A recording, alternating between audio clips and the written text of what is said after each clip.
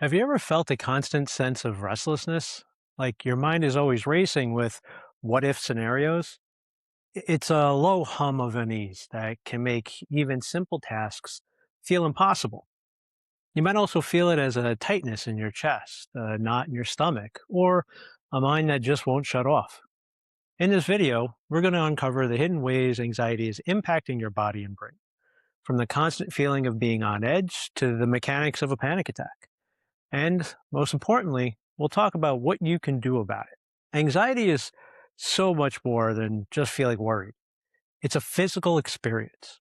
When your brain perceives a threat, whether it's a real danger or just a stressful thought, it triggers a cascade of hormones such as adrenaline and cortisol. This is your body's fight or flight survival system kicking into gear. This system is designed to be a short term solution to an immediate problem. But for millions of people, that alarm system gets stuck in the on position. That's chronic anxiety. It's not just in your head, it's a full body event that over time can have serious consequences for your physical and mental health. Let's start with what this state of constant alert, which we will refer to as standing anxiety, does to your body. When stress hormones are consistently flooding your system, it's like keeping the engine of a car running in the red for weeks to months on end. One of the first things you might notice is muscle tension. This can show up as clenched jaw, tight shoulders, or persistent tension headaches. Your muscles are primed for action. This constant state of readiness is exhausting and can lead to chronic pain conditions. Then there's your digestive system. The brain and the gut are intricately connected through what's called the gut brain axis. Anxiety and stress can throw this entire system off, altering gut motility and sensitivity. In moments of acute stress, blood flow is diverted away from the digestive organs towards your muscles. But chronic anxiety's impact is more complex, contributing to a whole host of issues like stomach pain, nausea, diarrhea, or constipation. For some, this sustained disruption can contribute to the development or worsening of conditions like IBS. Now, your heart is also working overtime. The constant release of these stress hormones can lead to an elevated heart rate and increased blood pressure.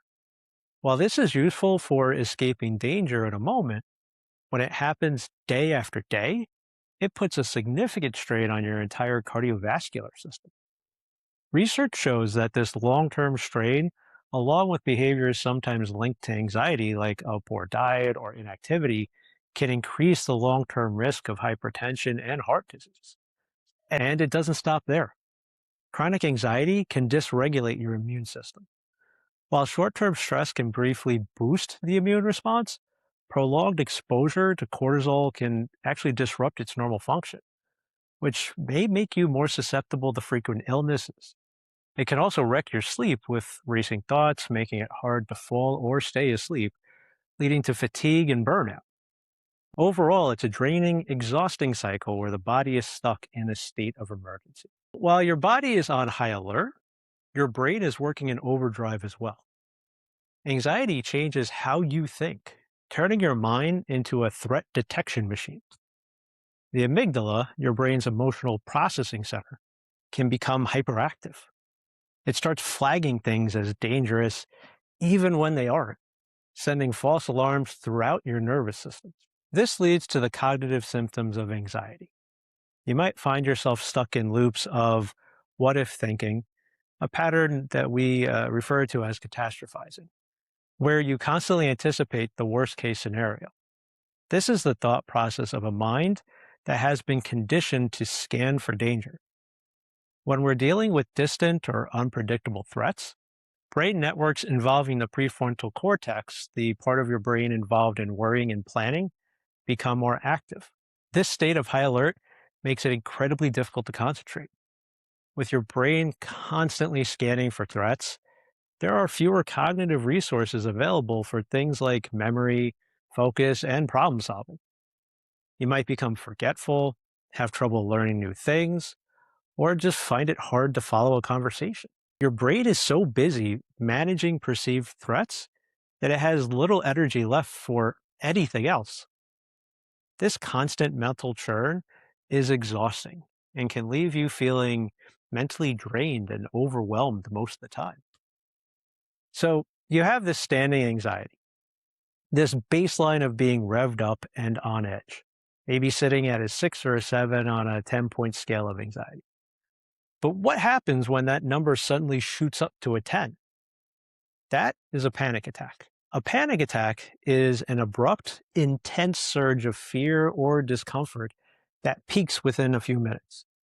It's the fight or flight response dialed up to the max, often for no apparent reason.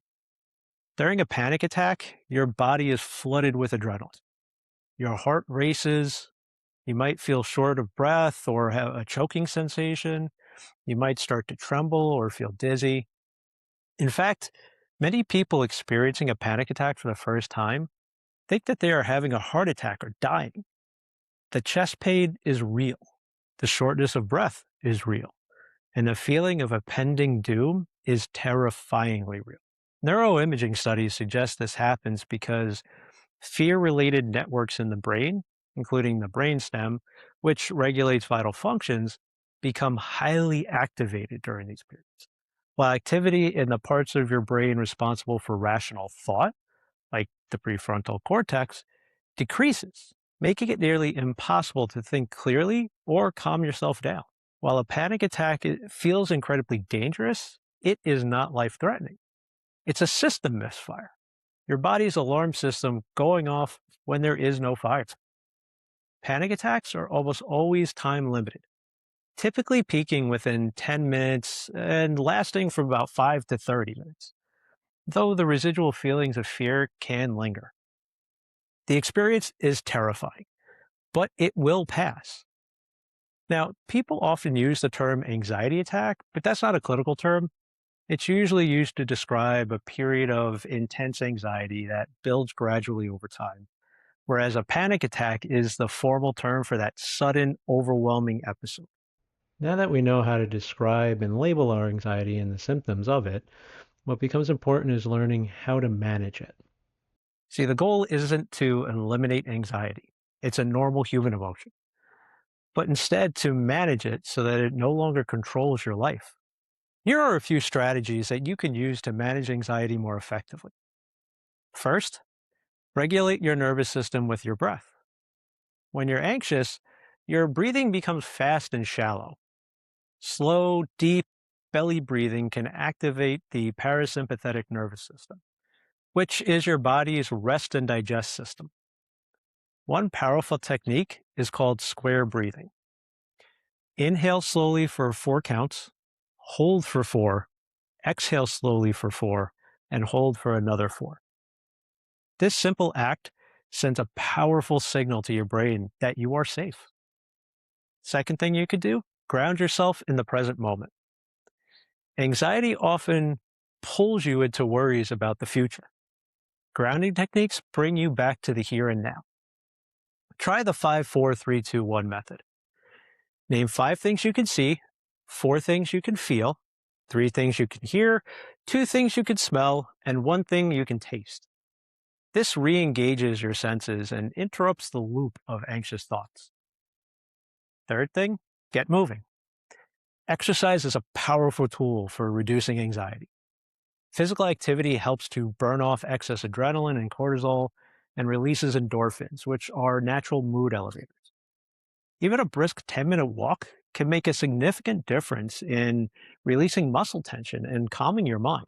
Fourth thing you can do, challenge your anxious thoughts. Remember, just because you think something doesn't make it true. Cognitive behavioral therapy, or CBT for short, is based on the idea that you can change your feelings by changing your thought patterns. When you have a catastrophic thought, ask yourself, what's a more realistic way to look at this? Or what's the most likely outcome, not just the worst case scenario?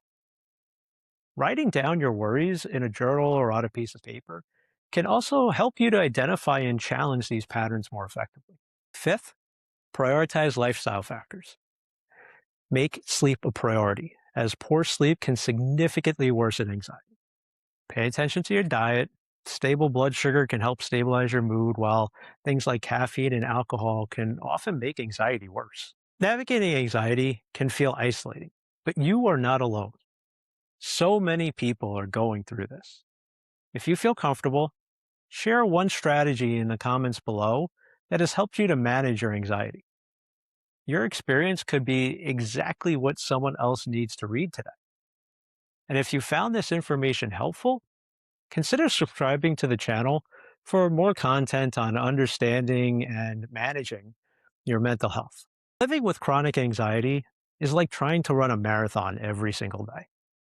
It physically and mentally wears you down. But by understanding what's happening inside your body and brain, from the constant hum of standing anxiety to the terrifying peak of a panic attack, you can begin to take your power back. The sensations are real, but they are not always true signs of danger. Your body is just trying to protect you, but perhaps its alarm system has become a little too sensitive. With the right strategies and support, you can learn to turn down the volume on that alarm. You can teach your body and your brain that you're safe. It takes practice and patience, but recovery is absolutely possible. If your anxiety feels unmanageable and is getting in the way of your life, please reach out to a healthcare professional or a mental health provider. Asking for help is a sign of strength, not weakness. Thanks for watching. I'm Chris Nackos, and I'll see you next time here on the Seaglass Perspective.